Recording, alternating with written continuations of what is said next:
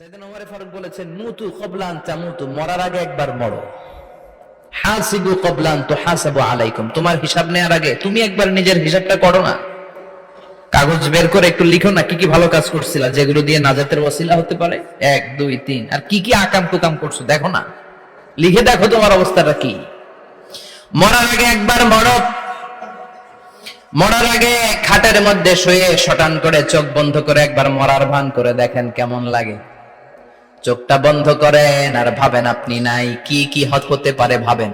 আপনার ছেলে মেয়েরা কান্না জুড়ে দিবে, আপনার প্রাণের স্ত্রী বিলাপ শুরু করে দিবে, বন্ধু বান্ধবের চিৎকার আর মাতম, স্থানীয় এলাকার মসজিদে ঘোষণা, অমুক এলাকার নিবাসী অমুক ভাই অমুকের ছেলে অমুক দুনিয়ায় নাই। সব আত্মীয়রা চলে আসবে, ফেসবুকে স্ট্যাটাস দেয়া হবে, সবাই সবাইকে জানাবে বিকাল 4টায় অমুক হাই স্কুল ময়দানে আপনার জানাজা। ছুটে আসবে, সবাই ছুটে আসবে আপনাকে শেষ বিদায় দিতে, গুড বাই জানানোর জন্য, আল ওয়াদা, বিদায় জানাতে আসবে সবাই। 4 তাকবীর দিয়ে আপনার জানাজা হবে, অশ্রুসিক্ত জানাজায় আপনার বিদায় হবে। কাঠের খাটিয়ার মধ্যে করে কাঁধে তুলে আপনার কবরে নেওয়া হবে, আগে থেকে খুঁড়ে রাখা কবরটার মধ্যে আপনারে বিছিয়ে দেয়া হবে, বাঁশের কচি দিয়ে তার উপরে মাটির চাপা দিয়ে সব চলে যাবে। ভাবেন না একবার চোখ বন্ধ করে, this is the circle of life, this is the nature of life. এটা সবার হবে, আমার হবে, আপনার হবে। এত মায়া এত ভালোবাসা কই যাবে? কেউ থাকবে না, সবাই আপনার অন্ধকার কবরে রেখে দিয়ে চলে আসবে। উপরে বাঁশের কঞ্চি, তার উপরে মাটির চাপা, অন্ধকার অন্ধকার। এই অন্ধকার যেন শেষ হতে চায় না, শুধুই অন্ধকার, ঠিক কিনা? এজন্য আমাদের চলে যেতে হবে। দাদা গেল, চাচা গেল, মামা গেল, আমাদেরকেও যেতে হবে, জোরে কোন ঠিক কিনা? রব্বুল আলামিন বলেন, আলহাকুমুত তাকাসুর হাত্তা যুরতুমুল মাকাবির। ও গোলাম, দুনিয়ার সম্পদ লোভ লালসা তোদেরকে পাগল বানিয়ে দিয়েছে।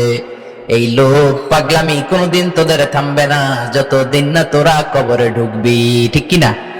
কার কথা? আল্লাহ বললেন, দুনিয়ার সম্পদ আর লোভ আর মোহে তোমরা গাফেল হয়ে গিয়েছো, আখিরাতের কথা বেমালুম তোমরা ভুলে গিয়েছো। কিন্তু আখিরাতে তোমাদের যেতেই হবে, কবরের বাড়িতে তোমাদের ঢুকতেই হবে, ঠিক কিনা? যেতেই হবে, আমরা ভুলে যাই। আলহাকুমুত তাকাসুর, অতিরিক্ত পাওয়ার লোভ, বেশি বেশি খাওয়ার লোভ, বেশি বেশি জমানোর লোভ মানুষকে গাফেল বানিয়ে দিয়েছে। এটা মানুষের স্বভাব, আরো চাই আরো চাই, এই স্বভাবটা আছে না নাই? চাহিদার কোনো শেষ নাই, unlimited demand of human being. যার আছে বেশি তার চাই বেশি, যার সাইকেল আছে তার হোন্ডা চাই, হোন্ডা আছে তো প্রাইভেট কার চাই, প্রাইভেট কার আছে তো প্লেন চাই, প্লেন আছে তো হেলিকপ্টার চাই, হেলিকপ্টার আছে তো ওইটা চাই, ওইটা আছে তো সেটা চাই, ঠিক কিনা? এলাকার মেম্বার যে হয়েছে চেয়ারম্যান হতে চায়, আছে না নাই? চেয়ারম্যান সাহেব এমপি হতে চায়, আছে না নাই? এমপি সাহেব মন্ত্রী হতে চায়, আছে না নাই? মন্ত্রী সাহেব প্রধানমন্ত্রী হতে চায়, আছে না নাই? কিন্তু এই দেশে সুযোগ নাই, কথা কন। এই দেশে প্রধানমন্ত্রী সিলেক্টেড, 2-3 জনের বাইরে কেউ প্রধানমন্ত্রী হতে পারবি না, ঠিক কিনা? আমার এই জীবনে তো আমি 2-3 জনই দেখলাম। বেগম খালেদা জিয়া, মাননীয় প্রধানমন্ত্রী শেখ হাসিনার ছোট্টবেলা দেখেছি এরশাদকে, আমরা তখন ছোট। তো মানুষের চাহিদার কোনো শেষ নাই, যার আছে বেশি তার চাই বেশি। এজন্য বিষ্ণু বলেছেন, উনজুরু ইলা মান হুয়া আসফালা মিন, তোমার চেয়ে যে খারাপ আছে ওর দিকে তাকাও। ওয়ালা তানজুর মান হুয়া আ'লা মিন, তোমার চেয়ে যে ভালো আছে ওর দিকে তাকাও না, তোমার চেয়ে যে খারাপ অবস্থানে আছে ওর দিকে তাকাও। অনেকে নিজের অবস্থান নিয়ে সুখী না, এরকম আছে না নাই? আল্লাহ আমার এটা দিল না রে, ওইটা দিল না রে, পাইলাম না রে, কিচ্ছু হয় না, কি করব জীবনে, হতাশ। আসলে আছে কিন্তু অনেক, কিন্তু শুকরিয়া নাই, টাকা, ঠিক কিনা? নিজের অবস্থান নিয়ে সুখী না, কিন্তু অনেক লোক আছে তারা আপনার অবস্থানে পৌঁছতে চায়। তাদের দিকে তাকিয়ে দেখেন, আপনি যে অবস্থানে আছেন এই অবস্থানে পৌঁছাটা অনেকের কাছে স্বপ্ন। তারা প্রতিনিয়ত সংগ্রাম আর স্ট্রাগল করে যাচ্ছে আপনার অবস্থানে পৌঁছতে, আর আপনি এটা নিয়ে সন্তুষ্ট না। শেখ সাদির নাম শুনেছেন? বালাগাল উলা কাশাফাত দুজা, এই কবিতাটার রচয়িতা ইরানের বিখ্যাত এক কবি। উনি একবার আর্থিক সমস্যার মধ্যে দিয়ে সময় কাটাচ্ছেন, টাকা নাই, পয়সা নাই, পায়ে দেওয়ার মতো জুতা নাই। উনি খুব দুঃখ পেলেন, হায় রে, আমি ইরানের এত বড় কবি, আমার পায়ে দেওয়ার মতো জুতা নাই। দুঃখ ভরা মন নিয়ে রাস্তায় হাঁটতে বেরোলেন। হাঁটতে হাঁটতে হঠাৎ দেখলেন একটা লোক শুয়ে শুয়ে কাঁদছে, ওই লোকটার দুইটা পাই নাই, পাই নাই। উনি সেজদায় পড়ে গেলেন, আল্লাহর কাছে ক্ষমা চাইলেন, আল্লাহ অনেক দিয়েছ, শুকর আলহামদুলিল্লাহ।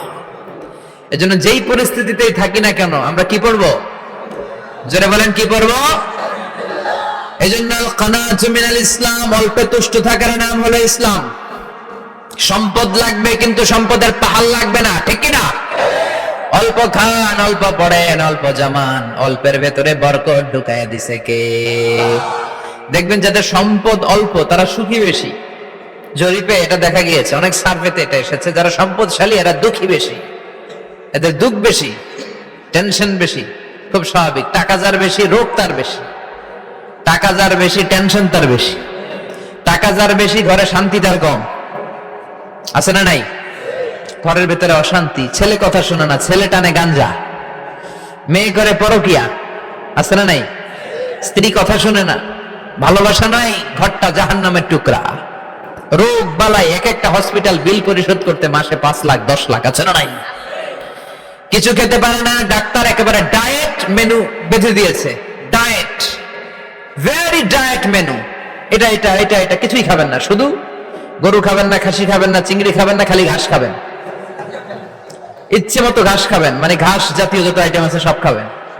শাক খাবেন, সবজি খাবেন, সালাদ খাবেন। গরু, চিংড়ি, মুরগি, গোশত, ইলিশ কিছু খেতে পারে না।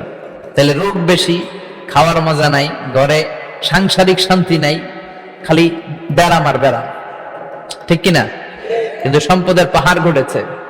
আর অল্প যারা খায়, অল্প পড়ে, রিক্সাওয়ালা, কুলিওয়ালা, অল্প বেতনের চাকরি, কিন্তু হক হালালি মেনে চলে, দেখবেন শান্তি আছে অনেক। হ্যাঁ, বাসা ভাড়া দেয়, ফ্যামিলি চালায়, বাচ্চাদের স্কুল বিল, এরপরও মাস শেষে 1-2 হাজার টাকা হাতে থেকে যায়। আর প্রতি মাসে 10 কোটি টাকা ইনকাম, তারপরও ব্যাংকের ঋণ আছে না নাই? সুখ কারে বলে? কিভাবে আপনি সুখকে ডিফাইন করবেন? সুখ তো টাকায় কিনা যায় না, শান্তি টাকা দিয়ে হয় না, শান্তি দেওয়ার মালিক কে? শান্তি আছে অল্প খেয়ে শুকর করার মধ্যে, শান্তি আছে আলহামদুলিল্লাহর মধ্যে। চিল্লায় বলেন ঠিক কিনা? এজন্য অল্প খাবো, অল্প পড়বো, অল্প জামাবো, অল্পের ভেতরে বরকত দিয়েছে কে? দেখেন ধনী ভাইরা খেতে পারে না, কিন্তু রিক্সাওয়ালার কি সমস্যা হয়? রিক্সাওয়ালারা সব খেতে পারে, কুলিওয়ালা, দিনমজুর, এরা একেবারে স্লিম সুঠাম দেহি, মেদহীন পেট, পেটে কোনো মেদ নাই, ভুড়ি নাই। আর কোটিপতিদের মেদ আছে না নাই? এত বড় বড় পেট, ঠিক কিনা? আমাদেরও পেট আছে, তবে হালাল পেট এটা।